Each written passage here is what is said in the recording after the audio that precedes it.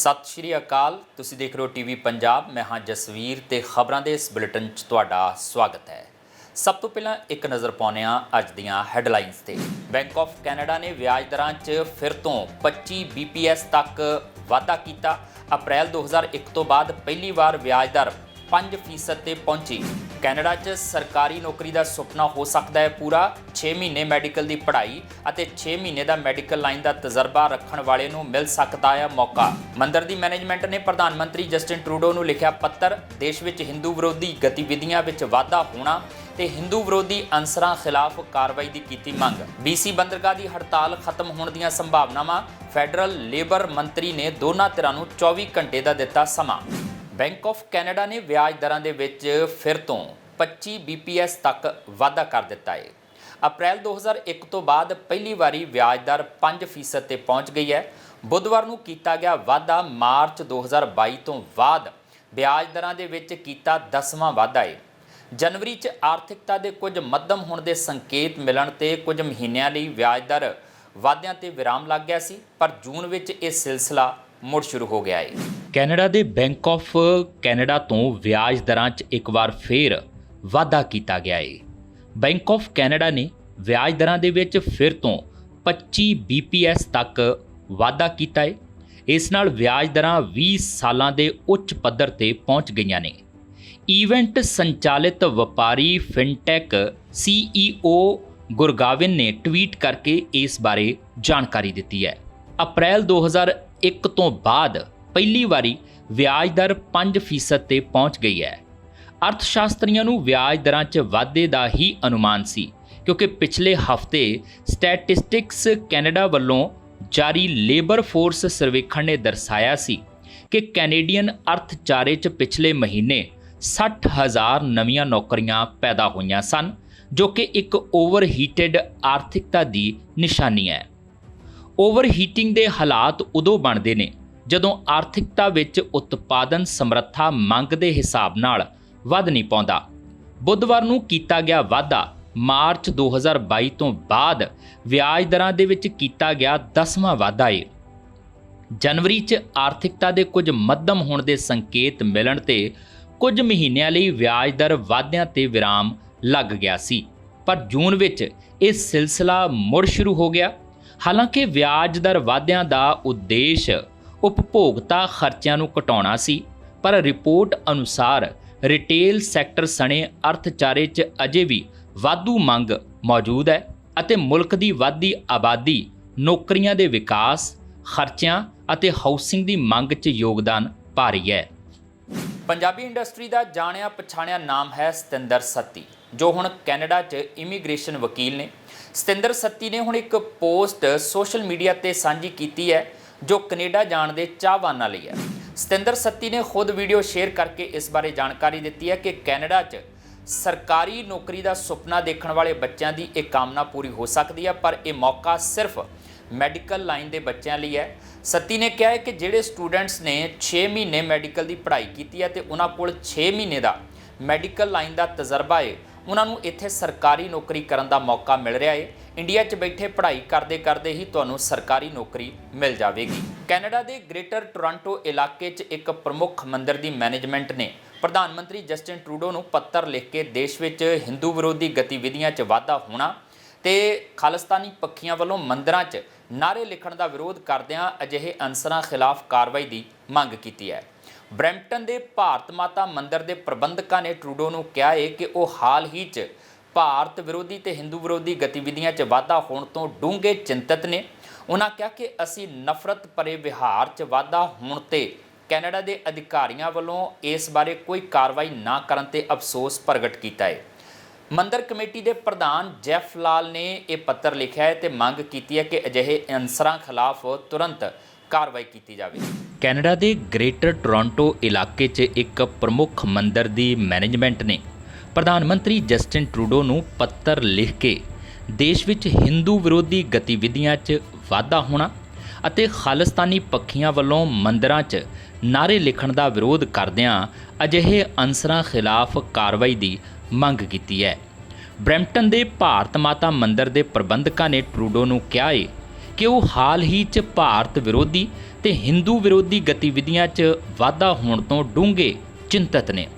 ਉਨ੍ਹਾਂ ਕਿਹਾ ਕਿ ਅਸੀਂ ਨਫ਼ਰਤ ਭਰੇ ਵਿਹਾਰ 'ਚ ਵਾਧਾ ਹੋਣ ਤੇ ਕੈਨੇਡਾ ਦੇ ਅਧਿਕਾਰੀਆਂ ਵੱਲੋਂ ਇਸ ਬਾਰੇ ਕੋਈ ਕਾਰਵਾਈ ਨਾ ਕਰਨ ਤੇ ਅਫਸੋਸ ਪ੍ਰਗਟ ਕੀਤਾ ਹੈ। ਮੰਦਰ ਕਮੇਟੀ ਦੇ ਪ੍ਰਧਾਨ ਜੈਫ ਲਾਲ ਨੇ ਇਹ ਪੱਤਰ ਲਿਖਿਆ ਹੈ ਤੇ ਮੰਗ ਕੀਤੀ ਹੈ ਕਿ ਅਜਿਹੇ ਅਨਸਰਾਂ ਖਿਲਾਫ ਤੁਰੰਤ ਕਾਰਵਾਈ ਕੀਤੀ ਜਾਵੇ। ਬ੍ਰਿਟਿਸ਼ ਕੋਲੰਬੀਆ ਬੰਦਰਗਾਹ ਦੀ ਚੱਲ ਰਹੀ ਹੜਤਾਲ ਖਤਮ ਕਰਨ ਜਾਂ ਨਾ ਖਤਮ ਕਰਨ ਬਾਰੇ ਅੱਜ ਫੈਸਲਾ ਹੋ ਸਕਦਾ ਹੈ। International longshore and warehouse union Canada ਅਤੇ BC ਮੈਰੀਟਾਈਮ ਇੰਪਲੋਇਰਜ਼ ਐਸੋਸੀਏਸ਼ਨ ਨੂੰ ਫੈਡਰਲ ਲੇਬਰ ਮੰਤਰੀ ਸੀਮਸ ਓਰੀਗਨ ਦੁਆਰਾ ਆਦੇਸ਼ ਦਿੱਤੇ ਗਏ ਨੇ ਕਿ ਸਿਫਾਰਸ਼ਾਂ ਦੀ ਸਮੀਖਿਆ ਕਰਨ ਅਤੇ ਇਹ ਫੈਸਲਾ ਕਰਨ ਲਈ 24 ਘੰਟੇ ਦਿੱਤੇ ਗਏ ਸਨ ਕਿ ਸੌਦਾ ਸਵੀਕਾਰਨਯੋਗ ਹੈ ਜਾਂ ਨਹੀਂ। ਪੱਛਮੀ ਪ੍ਰੀਮੀਅਰ ਵੀ ਜੋ ਇਸ ਹਫ਼ਤੇ ਵਿਨੀਪੈਗ 'ਚ ਸੂਬਾਈ ਅਤੇ ਖੇਤਰੀ ਨੇਤਾਵਾਂ ਦੀ ਮੀਟਿੰਗ 'ਚ ਸਨ, ਇੱਕਮਤ ਸਨ ਕਿ ਵਿਵਾਦ ਨੂੰ ਸੁਲਝਾਉਣ ਦੀ ਲੋੜ ਹੈ। ਬ੍ਰਿਟਿਸ਼ ਕੋਲੰਬੀਆ ਬੰਦਰਗਾਹ ਦੀ ਚੱਲ ਰਹੀ ਹੜਤਾਲ 'ਚ ਦੋਵਾਂ ਧਿਰਾਂ ਨੂੰ ਅੱਜ ਫੈਸਲਾ ਕਰਨਾ ਹੋਵੇਗਾ ਕਿ ਕੀ ਇੱਕ ਸੰਘੀ ਵਿਚੋਲੇ ਦੁਆਰਾ ਸਿਫਾਰਿਸ਼ ਕੀਤੇ ਗਏ ਸਮਝੌਤੇ ਦੀਆਂ ਸ਼ਰਤਾਂ ਨੂੰ ਸਵੀਕਾਰ ਕਰਨਾ ਹੈ ਜੋ 13 ਦਿਨ ਪੁਰਾਣੀ ਉਦਯੋਗਿਕ ਕਾਰਵਾਈ ਨੂੰ ਖਤਮ ਕਰੇਗਾ। International longshore and warehouse union Canada ਅਤੇ BC ਮੈਰੀਟਾਈਮ ਇੰਪਲੋਇਰਜ਼ ਐਸੋਸੀਏਸ਼ਨ ਨੂੰ ਫੈਡਰਲ ਲੇਬਰ ਮੰਤਰੀ ਸੀਮਸ ਓਰੀਗਨ ਦੁਆਰਾ ਆਦੇਸ਼ ਦਿੱਤੇ ਗਏ ਸਿਫਾਰਸ਼ਾਂ ਦੀ ਸਮੀਖਿਆ ਕਰਨ ਅਤੇ ਇਹ ਫੈਸਲਾ ਕਰਨ ਲਈ 24 ਘੰਟੇ ਦਿੱਤੇ ਗਏ ਸਨ ਕਿ ਸੌਦਾ ਸਵੀਕਾਰਯੋਗ ਹੈ ਜਾਂ ਨਹੀਂ। 1 ਜੁਲਾਈ ਤੋਂ ਤਕਰੀਬਨ 7400 ਕਾਮੇ ਹੜਤਾਲ 'ਤੇ ਨੇ, ਜਿਸ ਨਾਲ ਕੈਨੇਡਾ ਦੀ ਸਭ ਤੋਂ ਵੱਡੀ ਬੰਦਰਗਾਹ ਵੈਨਕੂਵਰ ਸਮੇਤ BC ਦੀਆਂ ਲਗਭਗ 30 ਬੰਦਰਗਾਹਾਂ ਦੇ ਅੰਦਰ ਅਤੇ ਬਾਹਰ ਸ਼ਿਪਮੈਂਟਾਂ ਨੂੰ ਰੋਕ ਦਿੱਤਾ ਗਿਆ ਹੈ। Greater Vancouver Board of Trade ਦਾ ਕਹਿਣਾ ਹੈ ਕਿ BC 'ਚ ਇੰਤਜ਼ਾਰ 'ਚ 63,000 ਸ਼ਿਪਿੰਗ ਕੰਟੇਨਰ ਜਹਾਜ਼ਾਂ ਦੇ ਫਸੇ ਹੋਏ ਹਨ। ਪੋਰਟਾਂ ਨੂੰ ਅਨਲੋਡ ਕੀਤਾ ਜਾਣਾ ਹੈ ਅਤੇ ਜੇਕਰ ਹੜਤਾਲ ਜੁਲਾਈ ਦੇ ਅੰਤ ਤੱਕ ਜਾਰੀ ਰਹਿੰਦੀ ਹੈ ਤਾਂ ਇਹ ਸੰਖਿਆ 2,45,000 ਤੱਕ ਵੱਧ ਸਕਦੀ ਹੈ।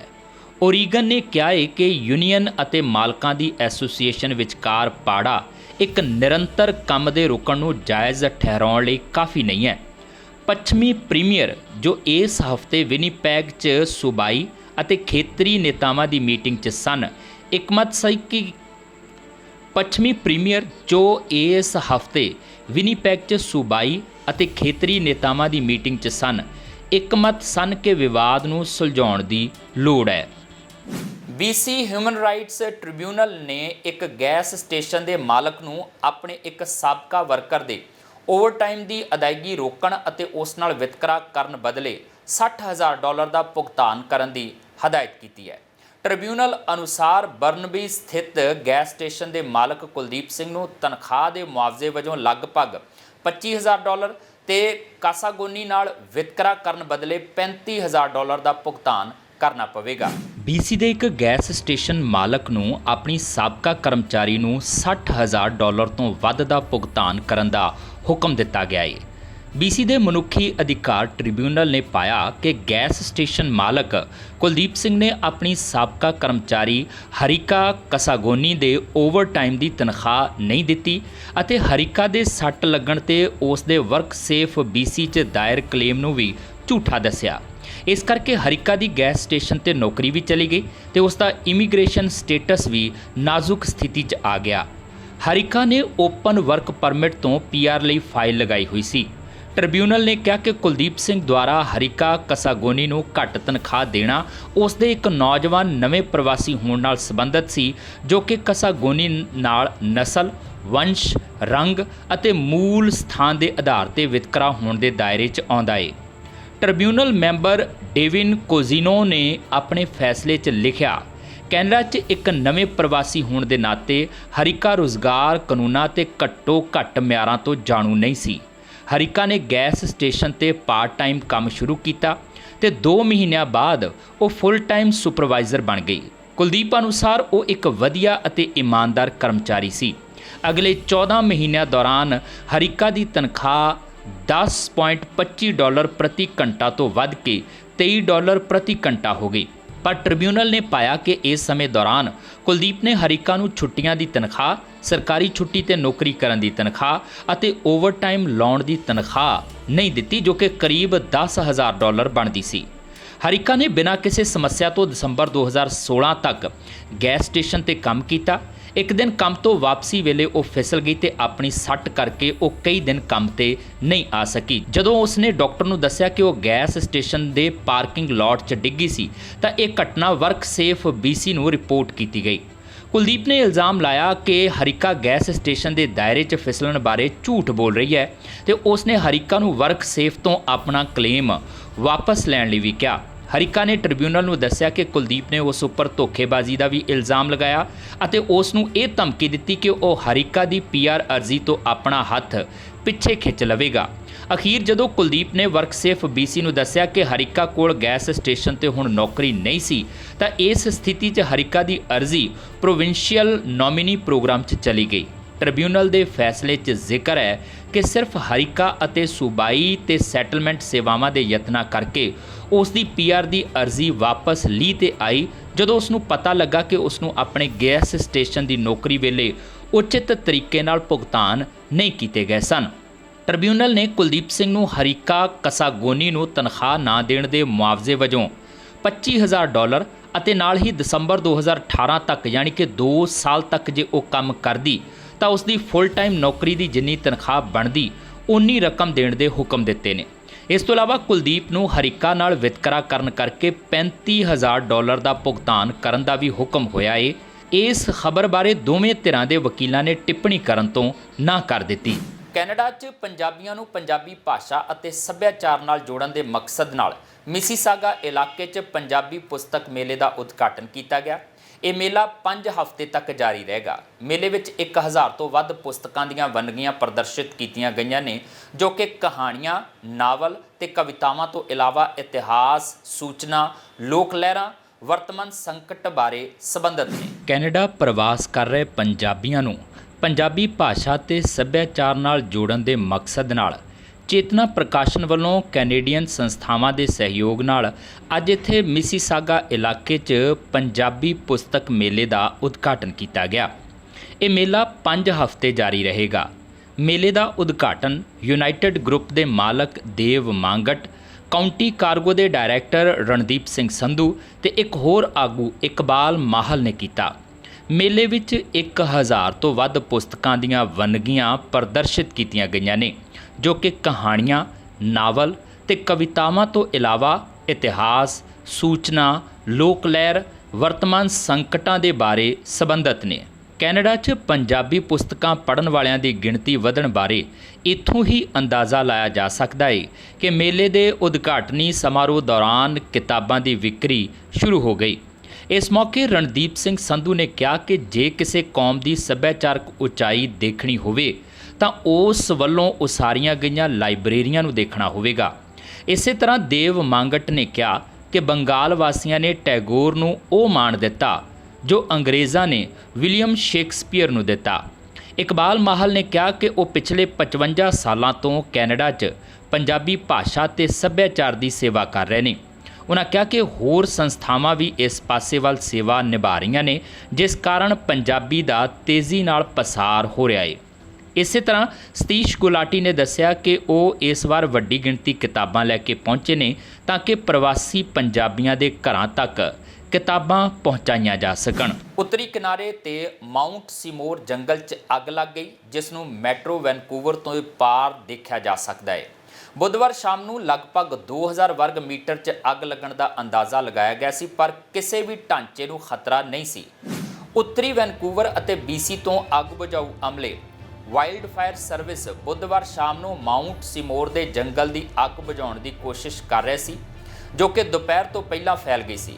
ਕੋਸਟਲ ਫਾਇਰ ਸੈਂਟਰ ਦੇ ਨਿਕ ਡੋਨੇਲੀ ਨੇ ਕਿਹਾ ਕਿ 7 ਫਾਇਰ ਫਾਈਟਰਾਂ ਦੇ ਨਾਲ 5 ਹੈਲੀਕਾਪਟਰਾਂ ਅਤੇ ਇੱਕ ਸਕਿਮਰ ਏਅਰ ਟੈਂਕਰ ਸਮੂਹ ਨਵੀਂ ਅੱਗ ਨਾਲ ਲੜ ਰਹੇ ਸਨ, ਜੋ ਕਿ ਮੈਟਰੋ ਵੈਨਕੂਵਰ ਖੇਤਰ 'ਚ ਬਹੁਤ ਜ਼ਿਆਦਾ ਦਿਖਾਈ ਦੇ ਰਹੀ ਹੈ।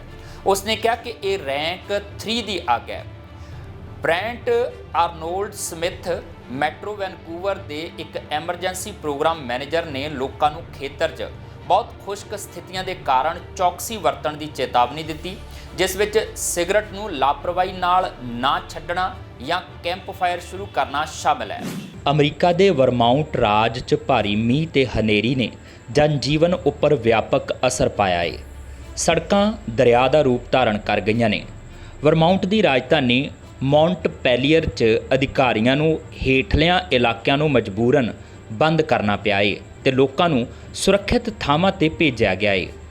ਗਵਰਨਰ ਫਿਲ ਸਕਾਟ ਨੇ ਕਿਹਾ ਹੈ ਕਿ ਅਸੀਂ ਬੀਤੇ ਤੋਂ ਸਬਕ ਸਿੱਖਿਆ ਹੈ ਤੇ ਕਿਸੇ ਕਿਸਮ ਦੀ ਗਲਤੀ ਲਈ ਕੋਈ ਥਾਂ ਨਹੀਂ ਹੈ। ਉਨ੍ਹਾਂ ਕਿਹਾ ਕਿ ਹੜ੍ਹ ਕਾਰਨ ਹਜ਼ਾਰਾਂ ਘਰਾਂ ਤੇ ਕਾਰੋਬਾਰੀ ਇਮਾਰਤਾਂ ਨੂੰ ਨੁਕਸਾਨ ਪੁੱਜਾ ਹੈ। ਗਵਰਨਰ ਨੇ ਕਿਹਾ ਕਿ ਰਾਜ ਦੇ ਕੁਝ ਖੇਤਰਾਂ 'ਚ ਪਾਣੀ ਦਾ ਪੱਧਰ ਅਮਰੀਕਾ 'ਚ ਅਗਸਤ 2011 'ਚ ਆਏ ਭਿਆਨਕ ਹੜ੍ਹ ਤੋਂ ਵੀ ਵੱਧ ਗਿਆ ਹੈ। ਇਸ ਸਮੇਂ ਅਮਰੀਕਾ ਦੇ ਅਨੇਕਾਂ ਦੱਖਣੀ ਰਾਜਾਂ 'ਚ 40 ਤੋਂ ਵੱਧ ਲੋਕ ਮਾਰੇ ਗਏ ਸਨ ਤੇ ਵੱਡੀ ਪੱਧਰ ਉੱਪਰ ਆਰਥਿਕ ਨੁਕਸਾਨ ਝੱਲਣਾ ਪਿਆ ਸੀ। ਮੌਂਟਪੈਲੀਅਰ 'ਚ ਅਧਿਕਾਰੀਆਂ ਨੂੰ ਆਵਾਜਾਈ ਉੱਪਰ ਰੋਕ ਲਾਉਣੀ ਪਈ ਹੈ ਤੇ ਲੋਕਾਂ ਨੂੰ ਉਬਲਿਆ ਹੋਇਆ ਪਾਣੀ ਪੀਣ ਲਈ ਕਿਹਾ ਗਿਆ ਹੈ, ਕਿਉਂਕਿ ਹੜ੍ਹ ਦਾ ਪਾਣੀ ਪੀਣ ਵਾਲੇ ਪਾਣੀ ਨੂੰ ਦੂਸ਼ਿਤ ਕਰ ਸਕਦਾ ਹੈ। ਮੌਂਟਪੈਲੀਅਰ ਦੇ ਅਧਿਕਾਰੀਆਂ ਅਨੁਸਾਰ ਸ਼ਹਿਰ ਦੇ ਨਾਲ ਲੱਗਦੇ ਖੇਤਰਾਂ 'ਚ ਪਿਛਲੇ 2 ਦਿਨਾਂ ਦਰਮਿਆਨ ਰਿਕਾਰਡ ਮੀਂਹ ਤੇ ਹੜ੍ਹ ਦਾ ਪਾਣੀ ਵੇਖਣ ਨੂੰ ਮਿਲਿਆ ਹੈ। ਸ਼ਹਿਰ ਦੇ ਹੇਠਲੇ ਖੇਤਰ 'ਚ ਜਾਣਾ ਸੁਰੱਖਿਅਤ ਨਹੀਂ ਹੈ। ਕੌਮੀ ਮੌਸਮ ਸਰਵਿਸ ਅਨੁਸਾਰ ਸ਼ਹਿਰ 'ਚ ਬੀਤੇ ਦਿਨ ਰਿਕਾਰਡ 5.28 ਇੰਚ ਮੀਂਹ ਪਿਆ ਹੈ। ਇਸ ਤੋਂ ਪਹਿਲਾਂ 28 ਅਗਸਤ 2011 ਨੂੰ ਰਿਕਾਰਡ 5.27 ਇੰਚ ਮੀਂਹ ਪਿਆ ਸੀ। ਵਰਮਾਉਂਟ 'ਚ ਪਿਛਲੇ 2 ਦਿਨਾਂ 'ਚ ਉਨੀ ਹੀ ਬਾਰਿਸ਼ ਹੋਈ ਹੈ ਜਿੰਨੀ ਆਮ ਤੌਰ ਤੇ 2 ਮਹੀਨਿਆਂ 'ਚ ਹੁੰਦੀ ਹੈ। ਰਾਈਟਰਸ ਅਨੁਸਾਰ ਨਿਊਯਾਰਕ, ਮੈਸਾਚੁਸੇਟਸ, ਕਨੈਕਟੀਕਟ 'ਚ ਪਿਛਲੇ ਕੁਝ ਦਿਨਾਂ ਵਿੱਚ 8 ਇੰਚ ਤੱਕ ਮੀਂਹ ਪਿਆ ਹੈ। ਅਮਰੀਕਾ ਦੀ ਸੌਫਟਵੇਅਰ ਕੰਪਨੀ ਸਿਸੈਂਸ ਨੇ ਆਪਣੇ ਕਰਮਚਾਰੀਆਂ ਦਾ 15% ਭਾਵ ਲਗਭਗ 100 ਕਰਮਚਾਰੀਆਂ ਦੀ ਛਾਂਟੀ ਕਰਨ ਦਾ ਐਲਾਨ ਕੀਤਾ ਹੈ। ਨੌਕਰੀਆਂ 'ਚ ਕਟੌਤੀ ਇਜ਼ਰਾਈਲੀ ਹੈੱਡਕੁਆਰਟਰ ਸਮੇਤ ਸਾਰੇ ਵਿਭਾਗਾਂ ਨੂੰ ਪ੍ਰਭਾਵਿਤ ਕਰੇਗੀ, ਜਿਸ ਵਿੱਚ 150 ਕਰਮਚਾਰੀ ਨੇ। ਮੌਜੂਦਾ ਛਾਂਟੀਆਂ ਤੋਂ ਇਲਾਵਾ ਸੌਫਟਵੇਅਰ ਫਰਮ ਨੇ ਵਿਕਾਸ ਦੀ ਇੱਕ ਲੰਮੀ ਲੜੀ ਦਾ ਅਨੁਭਵ ਕੀਤਾ ਹੈ, ਜਿਸ ਵਿੱਚ ਪਿਛਲੇ ਸਾਲ ਸੀਨੀਅਰ ਕਾਰਜਕਾਰੀਆਂ ਦੀ ਰਵਾਨਗੀ, ਮੁਕਾਬਲਤਨ ਛੋਟੀ ਛਾਂਟੀ ਅਤੇ ਭਰਤੀ 'ਚ ਰੁਕਾਵਟ ਸ਼ਾਮਲ ਹੈ। ਇਸ ਮਿਆਦ ਦੇ ਦੌਰਾਨ ਕਿਸੇ ਵੀ ਜ਼ਿੰਮੇਵਾਰ ਕੰਪਨੀ ਦੀ ਤਰ੍ਹਾਂ ਅਤੇ ਵਿਕਾਸ ਤੇ ਮੁਨਾਫੇ ਦੇ ਪੱਧਰ ਨੂੰ ਕਾਇਮ ਰੱਖਣ ਲਈ ਜੋ ਅਸੀਂ ਮਹੱਤਵਪੂਰਨ ਸਮੇਂ ਲਈ ਕਾਇਮ ਰੱਖਿਆ ਹੈ, ਅਸੀਂ ਮਹਿਸੂਸ ਕੀਤਾ ਕਿ ਕੰਪਨੀ ਦੇ ਅੰਦਰ ਕਾਰਜ ਕੁਸ਼ਲਤਾ ਦੇ ਉਪਾਅ ਜ਼ਰੂਰੀ ਨੇ। ਅਸੀਂ ਉਹਨਾਂ ਕਰਮਚਾਰੀਆਂ ਦੀ ਮਦਦ ਲਈ ਵਚਨਬੱਧ ਹਾਂ ਜੋ ਆਪਣੇ ਅਗਲੇ ਕਾਰਜ ਸਥਾਨ ਨੂੰ ਲੱਭਣ ਲਈ ਜਾ ਰਹੇ ਨੇ ਤੇ ਇਹਨਾਂ ਨੂੰ ਇਸ ਚੁਣੌਤੀਪੂਰਨ ਸਮੇਂ ਦੌਰਾਨ ਲੋੜੀਂਦਾ ਸਾਰਾ ਸਮਰਥਨ ਪ੍ਰਦਾਨ ਕਰ ਰਹੇ ਹਾਂ। ਸੈਂਸਸ ਦੇ CEO ਏਰੀਅਲ ਕਾਟਸ ਦੇ ਹਵਾਲੇ ਨਾਲ ਇਹ ਕਿਹਾ ਗਿਆ ਸੀ। ਰਿਪੋਰਟ 'ਚ ਦੱਸਿਆ ਗਿਆ ਹੈ ਕਿ 2022 'ਚ ਸਿਸੈਂਸ ਆਪਣੇ ਕਰਮਚਾਰੀਆਂ ਨੂੰ 800 ਕਰਮਚਾਰੀਆਂ ਤੋਂ ਘਟਾ ਕੇ 600 ਕਰਮਚਾਰੀਆਂ ਤੱਕ ਪਹੁੰਚਾ ਦੇਵੇਗਾ ਅਤੇ ਇਸ ਦੇ ਬਹੁਤ ਸਾਰੇ ਪੁਰਾਣੇ ਕਰਮਚਾਰੀ ਕੰਪਨੀ ਛੱਡ ਦੇਣਗੇ। ਆਕਾਰ ਘਟਾਉਣ ਦੇ ਦੌਰਾਨ ਸਿਸੈਂਸ ਨੇ ਕਈ ਵਾਰ ਆਪਣਾ ਕਾਰੋਬਾਰ ਫੋਕਸ ਵੀ ਬਦਲਿਆ। ਕਾਰੋਬਾਰਾਂ ਲਈ ਵਿਸ਼ਲੇਸ਼ਣ ਟੂਲ ਵਿਕਸਿਤ ਕਰਨ ਤੋਂ ਲੈ ਕੇ ਵਿਸ਼ੇਸ਼ ਤੌਰ ਤੇ ਵੱਡੇ ਉਦਯੋਗਾਂ ਤੇ ਧਿਆਨ ਕੇਂਦਰਿਤ ਕਰਨ ਲਈ ਅਤੇ ਫਿਰ ਹੋਰ ਕਾਰਪੋਰੇਟ ਐਪਲੀਕੇਸ਼ਨਾਂ 'ਚ ਵਿਸ਼ਲੇਸ਼ਣ ਟੂਲਸ ਨੂੰ ਏਕੀਕ੍ਰਿਤ ਕਰਨ ਤੇ ਧਿਆਨ ਕੇਂਦਰਿਤ ਕੀਤਾ। ਇਸ ਦੌਰਾਨ US ਆਧਾਰਿਤ ਵੈਬ ਵਿਸ਼ਲੇਸ਼ਣ ਅਤੇ ਸੌਫਟਵੇਅਰ ਕੰਪਨੀ ਨਿਊ ਰਿਲੈਕ ਨੇ 200 ਤੋਂ ਵੱਧ ਕਰਮਚਾਰੀਆਂ ਨੂੰ ਛਾਂਟਣ ਦਾ ਐਲਾਨ ਕੀਤਾ ਹੈ, ਕਿਉਂਕਿ ਕੰਪਨੀ ਮੁਨਾਫਾ ਹਾਸਲ ਕਰਨ ਲਈ ਸੰਘਰਸ਼ ਕਰ ਰਹੀ ਹੈ। ਨਿਊਯਾਰਕ ਤੋਂ ਮੌਂਟਰੀਅਲ ਤੱਕ ਰੋਜ਼ਾਨਾ ਚੱਲਣ ਵਾਲੀ ਐਮਟ੍ਰੈਕ ਰੇਲ ਸੇਵਾ ਰੁਕ ਜਾਣ ਕਰਕੇ ਮੌਂਟਰੀਅਲ ਦੇ ਟੂਰਿਜ਼ਮ ਆਪਰੇਟਰ ਚਿੰਤਤ ਨੇ। ਅਮਰੀਕਾ ਦੀ ਸਰਕਾਰੀ ਰੇਲਵੇ ਕੰਪਨੀ ਐਮਟ੍ਰੈਕ ਨੇ ਪਿਛਲੇ ਮਹੀਨੇ ਐਲਾਨ ਕੀਤਾ ਸੀ ਕਿ ਉਹ ਕੈਨੇਡੀਅਨ ਨੈਸ਼ਨਲ ਰੇਲਵੇ ਕਾਰਪੋਰੇਸ਼ਨ ਦੀ ਲਾਈਨ ਤੇ ਆਪਣੀ ਸੇਵਾ ਨੂੰ ਰੋਕ ਦੇਵੇਗੀ। ਐਮਟ੍ਰੈਕ ਨੇ ਕੈਨੇਡੀਅਨ ਨੈਸ਼ਨਲ ਵੱਲੋਂ ਗਰਮੀਆਂ ਦੇ ਮੌਸਮ ਦੌਰਾਨ ਲਾਗੂ ਰਫ਼ਤਾਰ ਸੀਮਾ ਨੂੰ ਇਸ ਰੁਕਾਵਟ ਦਾ ਕਾਰਨ ਦੱਸਿਆ ਸੀ। ਗਰਮੀਆਂ ਕਾਰਨ ਸਟੀਲ ਦੀਆਂ ਪਟੜੀਆਂ 'ਚ ਵੱਟ ਜਾਂ ਵਿੰਗ ਆ ਸਕਦਾ ਹੈ। ਐਮਟ੍ਰੈਕ ਨੇ ਕਿਹਾ ਕਿ CN ਦੀ ਹੀਟ ਆਰਡਰ ਨੀਤੀ ਦੀ ਵਰਤੋਂ ਦਾ ਮਤਲਬ ਹੈ ਕਿ ਸਵਾਰੀਆਂ ਨੂੰ 3 ਘੰਟਿਆਂ ਤੋਂ ਵੱਧ ਦੀ ਦੇਰੀ ਵੀ ਹੋ ਸਕਦੀ ਹੈ। CNN ਨੇ ਨਾਲ ਦੀ ਨਾਲ ਐਮਟ੍ਰੈਕ ਤੇ ਉਂਗਲ ਚੁੱਕਦਿਆਂ ਕਿਹਾ ਕਿ ਐਮਟ੍ਰੈਕ ਸਾਂਭ ਸੰਭਾਲ ਲਈ ਭੁਗਤਾਨ ਕਰਨ 'ਚ ਅਸਫਲ ਰਹੀ ਹੈ, ਜਿਸ ਨਾਲ ਰੇਲਵੇ ਲਾਈਨ 'ਚ ਅਪਗ੍ਰੇਡ ਹੋ ਸਕਦੀ ਸੀ ਅਤੇ ਉਹ ਗਰਮੀਆਂ ਦੌਰਾਨ ਵੱਧਦਾ ਤਾਪਮਾਨ ਝੱਲਣ ਦੇ ਯੋਗ ਹੋ ਸਕਦੀ ਸੀ। ਟੂਰਿਜ਼ਮ ਮੌਂਟਰੀਅਲ ਦੇ ਬੁਲਾਰੇ ਔਰੇਲੀ ਡੀ ਬਲੋਇਜ਼ ਨੇ ਇਸ ਮੁਅੱਤਲੀ ਨੂੰ ਬਹੁਤ ਨਿਰਾਸ਼ਾਜਨਕ ਤੇ ਯਾਤਰੀਆਂ ਲਈ ਇੱਕ ਵੱਡੀ ਰੁਕਾਵਟ ਦੱਸਿਆ। ਉਨ੍ਹਾਂ ਕਿਹਾ ਕਿ ਕੋਈ ਹੋਰ ਪੈਸੇਂਜਰ ਰੇਲ ਗੱਡੀ ਇਸ ਰੂਟ ਤੇ ਰੋਜ਼ਾਨਾ ਨਹੀਂ ਚੱਲਦੀ। ਕੋਵਿਡ ਮਹਾਮਾਰੀ ਦੌਰਾਨ 3 ਸਾਲ ਬੰਦ ਰਹਿਣ ਤੋਂ ਬਾਅਦ ਐਮਟ੍ਰੈਕ ਨੇ ਅਪ੍ਰੈਲ 'ਚ ਮੌਂਟਰੀਅਲ ਮੈਨਹੈਟਨ ਐਡੀਰੋਨਡੈਕ ਰੂਟ ਮੁੜ ਬਹਾਲ ਕੀਤਾ ਸੀ। ਇਹ ਸਨ ਹੁਣ ਤੱਕ ਦੀਆਂ ਖਬਰਾਂ ਤੇ ਇਸ ਦੇ ਨਾਲ ਹੀ ਆਪਣੇ ਜਸਵੀਰ ਨੂੰ ਦਿਓ ਇਜਾਜ਼ਤ। ਦੇਖਦੇ ਰਹੋ TV Punjab. Bank of Canada ਨੇ ਵਿਆਜ ਦਰਾਂ 'ਚ ਫਿਰ ਤੋਂ 25 BPS ਤੱਕ ਵਾਧਾ ਕੀਤਾ। ਅਪ੍ਰੈਲ 2001 ਤੋਂ ਬਾਅਦ ਪਹਿਲੀ ਵਾਰ ਵਿਆਜ ਦਰ 5% ਤੇ ਪਹੁੰਚੀ। ਕੈਨੇਡਾ 'ਚ ਸਰਕਾਰੀ ਨੌਕਰੀ ਦਾ ਸੁਪਨਾ ਹੋ ਸਕਦਾ ਹੈ ਪੂਰਾ। 6 ਮਹੀਨੇ ਮੈਡੀਕਲ ਦੀ ਪੜ੍ਹਾਈ ਅਤੇ 6 ਮਹੀਨੇ ਦਾ ਮੈਡੀਕਲ ਲਾਈਨ ਦਾ ਤਜਰਬਾ ਰੱਖਣ ਵਾਲੇ ਨੂੰ ਮਿਲ ਸਕਦਾ ਹੈ ਮੌਕਾ। ਮੰਦਰ ਦੀ ਮੈਨੇਜਮੈਂਟ ਨੇ ਪ੍ਰਧਾਨ ਮੰਤਰੀ ਜਸਟਿਨ ਟਰੂਡੋ ਨੂੰ ਲਿਖਿਆ ਪੱਤਰ। ਦੇਸ਼ ਵਿੱਚ ਹਿੰਦੂ ਵਿਰੋਧੀ ਗਤੀਵਿਧੀਆਂ ਵਿੱਚ ਵਾਧਾ ਹੋਣਾ ਤੇ ਹਿੰਦੂ ਵਿਰੋਧੀ ਅਨਸਰਾਂ ਖਿਲਾਫ ਕਾਰਵਾਈ ਦੀ ਕੀਤੀ ਮੰਗ। BC ਬੰਦਰਗਾਹ ਦੀ ਹੜਤਾਲ ਖਤਮ ਹੋਣ ਦੀਆਂ ਸੰਭਾਵਨਾਵਾਂ। ਫੈਡਰਲ ਲੇਬਰ ਮੰਤਰੀ ਨੇ ਦੋਨਾਂ ਧਿਰਾਂ ਨੂੰ 24 ਘੰਟੇ ਦਾ ਦਿੱਤਾ ਸਮਾਂ।